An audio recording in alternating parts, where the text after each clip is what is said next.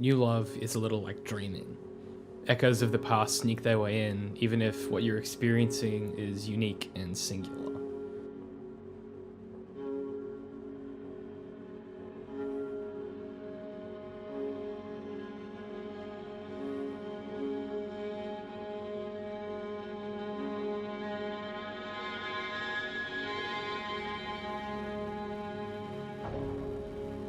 Death Trash feels like picking up Fallout for the first time. It feels like playing Ghost of Tsushima after years of average Assassin's Creed games. It feels like a weekend in the town where she lives, where the whiskey is single malt and kissing is fireworks, and your hand fits perfectly in hers.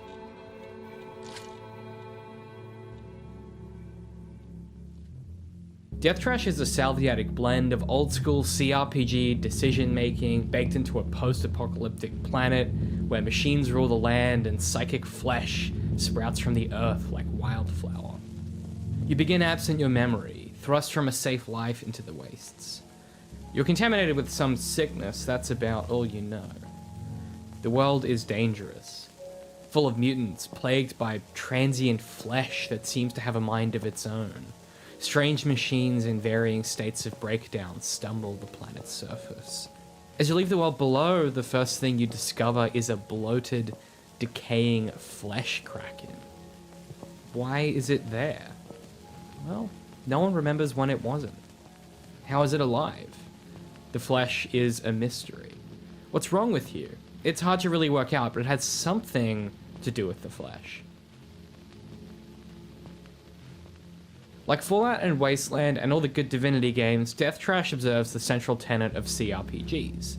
Knowledge must be won through perseverance, and what is won must progressively complicate the story or the world or your character. Death Trash opens with your character being expelled from an underground bunker. Your memory has been wiped, and a bunch of androids tell you that you're sick and you need to leave. So you do, without any choice, no idea what to expect or where you're going, motivated only by diagnosing your illness. And now we're back to talking about the flesh kraken. There's literally no other way to describe it. A giant, living mass of raw flesh that seems to grow out of the cave wall itself. And it speaks to you. The flesh kraken talks in stilted nouns, conjuring a booming, ethereal intelligence. Flesh. Locked. Living.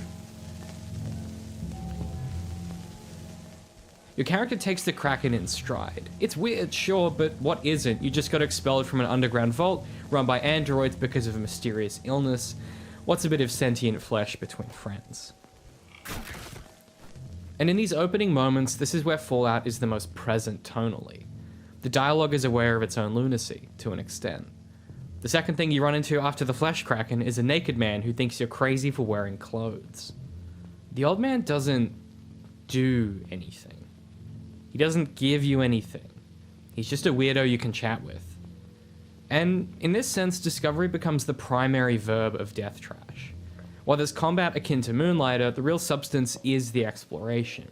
The drive to discover what the deal is with the flesh, and the machines, and why are they seemingly connected? Why exactly is society controlled by the androids, and who programmed them to do so?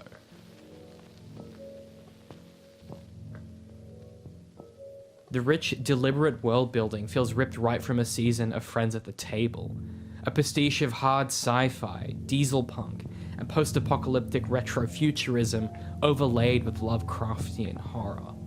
The first town you come upon is a gathering of lean-tos. No one seems to be in charge either. Everyone is either sick or safe enough because they never leave town. The way residents behave reveals an awful lot about this world. They're used to the flesh everywhere, so we know it's not new. And more than that, it's so normal and pervasive that townsfolk have stopped wondering about its origins. There are characters who venture into the world here, but they are visually distinct. They bear weapons, armor. They don't shuffle around under the weight of the blasted landscape. They take up arms, seemingly proof that you can do the same. That even in a hostile wasteland, it's possible to fight back. To say Death Trash understands what made Fallout work is an understatement. There's a great skill system with unique abilities and powers and weapons. I ended up using a sword and implanted electricity for the most part, feeling like a cool wasteland blade master. Even though a lot of the skill system depth is not present in the early access, it's clear these mechanics are going somewhere interesting. And with the amount of flexibility in how you create different loadouts, I'm excited to see just how rich and nuanced character builds could become. While it's uncertain if the game can stick the landing of action and consequence that makes the Baldur's Gate lineage and the early Fallouts so singular, there isn't just enough game yet to know. What's here is very promising though. This world feels fresh, electric, and exciting. The current early access portion concludes with the reveal that you can communicate with the Flesh Nexus, the underlying psychic network that knits the flesh together. You meet an intelligence through the network who calls to you from across the wasteland, beckoning. And then the demo ends. You have your quest. How you get there, what choices you make, how you'll influence the world, what you'll do when you reach your objective, these lay ahead of us. This early part of the game is brilliant. Like the first few weeks of a new love, it's worth savoring every moment. The way she looks at you right after she smiles, like you're a city she'd like to move to. The way she gets excited to tell you something halfway through a sentence, then stumbles over herself while trying not to giggle, and the way she does that thing with her hair when she's flirting with you.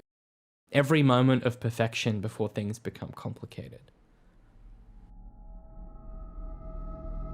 I adored my time with Death Trash. It's weird, engaging, and unique. I'm not sure what happens next and if it can live up to the feeling of those first few weeks, but I'm willing to trust. It might be the best thing that never happens, but it could be brilliant. Death Trash is one person's passion project, a leap of faith, and I'm thrilled to step off the edge and find out where it goes next.